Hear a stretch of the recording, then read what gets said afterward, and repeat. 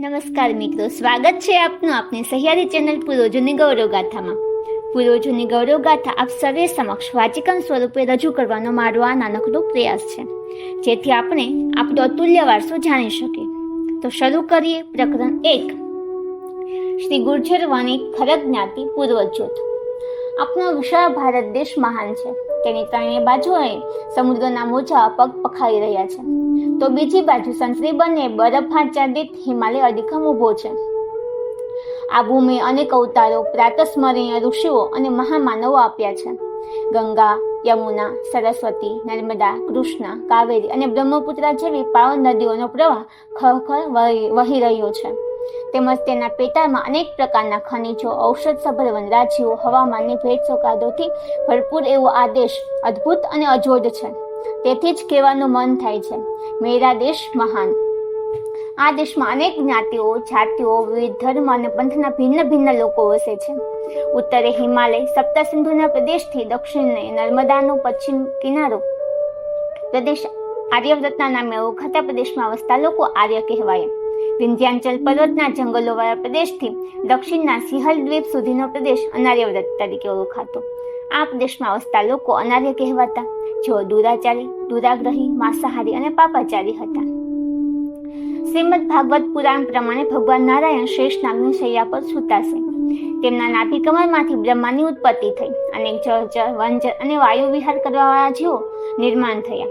અને કાળ વીતતા બ્રહ્માએ સૃષ્ટિનું નિર્માણ કર્યું અને સંચાલન કરવા જ્ઞાની તેજસ્વી મનુષ્યો ઉત્પન્ન કર્યા. બ્રહ્માએ પ્રકૃતિ એટલે કે માયા ઉત્પન્ન કરી અને પુરુષો ઉત્પન્ન કર્યા અને સૃષ્ટિની રચના, રક્ષણ અને વ્યવસ્થા કરવા આદેશ આપ્યો, જેમાં દક્ષ, મરીચી અને મનુ ભગવાન જેવા મહાનુભાવો ઊભા થયા.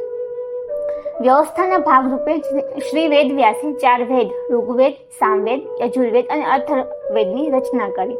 4 વર્ણો, બ્રાહ્મણ, ક્ષત્રિય, વૈશ્ય અને શૂદ્ર. 7 આશ્રમ, બ્રહ્મચર્યાશ્રમ, ગૃહસ્થાશ્રમ, વાનપ્રસ્થાશ્રમ અને સંન્યાસાશ્રમ સ્થાપી દરેકની જીવનશૈલી, કર્તવ્યાચરણ નક્કી કર્યા. આમ શ્રી વેદવ્યાસ આપણા વૈદિક ધર્મના સંસ્કારદાતા પિતા છે. તેમણે વાગ્મયના વૈભવ દ્વારા માનવ જીવનનું ઘડતર કર્યું. પ્રકરણ 2. શ્રી ખરક વૈશ્ય વર્ણના રક્ષિત પિતા શ્રી પરશુરામજી. ઘણા યુગ પરિવર્તન પછી ભારત દેશના ખંભાતના અખાતને મળતી નદીઓ, નર્મદા અને તાપી વચ્ચેનો પ્રદેશ ભૃગુ કચ્છ નામે ઓળખાતા પ્રદેશમાં તુપસુગ્રામ અને મહિષ્માવતીના અનંત નાગલોકની ભૂમિ ગણાતી હતી. શ્રી પરશુરામજીનો જન્મ ભૃગુ કચ્છમાં માતા રેણુકા અને પિતા જમદગ્નિને ત્યાં થયો હતો. તેઓ ક્ષત્રિયોના અત્યાચાર રૂપી ભારને ઉતારવા તેમજ વામ માર્ગીને રાહ દર્શાવવા જન્મ્યા હતા. માતા રેણુકા પરની ચારિત્ર શંકાથી ઋષિ જમદગ્નિ તેમના પુત્રોને માતાનો વધ કરવાનો આદેશ આપેલ, પણ તે કામ કોણ કરે? પરશુરામ અભ્યાસાર્થે આશ્રમે ગયેલ. ત્યાંથી પાછા આવતા તેને જાણ થઈ. પિતા પ્રત્યેની કૃતજ્ઞતાના ભાવે માતા રેણુકાને મારી નાખવાના હેતુથી ગાંધર્વનગર ગયા. પાછા ફરતા ભૃગુ કચ્છથી 100 કિમી દૂર શેત્રુંજીના રેતાળ પ્રદેશમાં ઉપવનોમાં વિશ્રાંતિ કરવા ઝૂંપડી બાંધીને માતા સાથે રોકાયા. તે સમયે ઘટના બની કે દસ્યુ લોકો બ્રાહ્મણ કન્યાને ઉપાડી જતા હતા. ઋષિઓના સહકારથી તે વખતના દક્ષ રાજાઓ એકત્રિત થઈ અને દસ્યુઓનો ખુલ્લો બોલાવા લાગ્યા. તે જ સમયે મારવાડી દેશમાં વસનારા આપણા પૂર્વજો પણિયા વણજાના નામે ઓળખાતા 500 જેટલી પોઠો અને 150 ગાડાઓ લઈ સહપરિવાર યુદ્ધના સપાટ મેદાનમાં રાતવાસો રહેલા.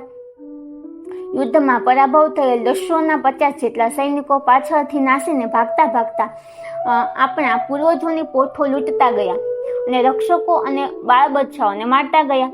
તેમના ભાગે ડૂબે દસ્યુઓ ધનપાલની પુત્રી કલ્યાણીનું અપહરણ કરી જંગલમાં નાસી ગયા. આ સમાચાર પણિયા વણજાના ગણાતા વૃશ્ચિક, ધનપાલ અને ગોપાલ જેઓ વ્યાપાર અર્થે તુત્સુગ્રામ ગયેલ તેમને જાણ થઈ. તેઓ રેણુકા માતાની પર્ણકુટીરે આવી આર્તનાદ કરી વિનંતી કરી કે અમારી કન્યા દસ્યુઓ ઉપાડી ગયા છે, તેને બચાવો. આ ભયભીત પણિયાઓને માતા રેણુકાએ આશ્વાસન આપ્યું. તેવામાં શ્રી પરશુરામ આવ્યા. તેઓ પરિસ્થિતિ પામી છે અને દુષ્ટોને ત્રાટ પાડી ખબરદાર કર્યા. પણિયાઓએ પરશુરામજીની વિગતે વાત કરી અને પોતાની કન્યાને બચાવી લેવા વિનંતી કરી અને કહ્યું કે ભલે અમારું લૂંટાઈ ગયેલું ધન પરત ન મળે, પરંતુ અમારી ઇજ્જત લૂંટાશે તો અમે કંઈ ના નહીં રહીએ. અમારી પારાવડા જેવી ગભરૂ કન્યાને બચાવી લો. શ્રી પરશુરામજીએ સર્વને આશ્વાસન આપીને કહ્યું કે આજ મારો ધર્મ છે. તમે કોણ છો, ક્યાંથી આવો છો તે જણાવો.